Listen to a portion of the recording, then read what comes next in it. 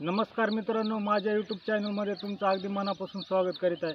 तर मित्रांनो, आता थोड्याच दिवसामध्ये पितराचा महिना किंवा माळ महिना येणार आहे।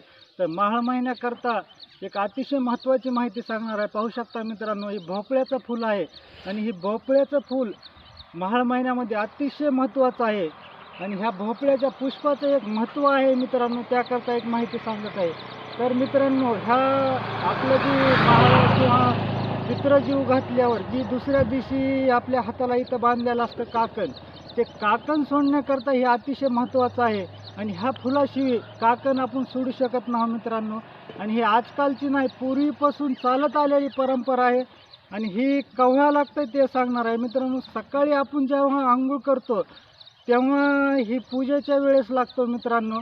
कारण तर ह्याच्याशिवाय काकणच सुटत नाही मित्रांनो। त्याकरता एक छोटीशी माहिती सांगितलेली आहे। आणि प्रत्येक माणसाला, ही पितृ जीव घालणाऱ्या माणसालाच माहीत असतं ही फुलाचं काय महत्त्व आहे। ती ज्या कोणी बंधूला माहीत असेल ह्या फुलाचं महत्त्व मला जरूर कळवा। जय हिंद, जय महाराष्ट्र।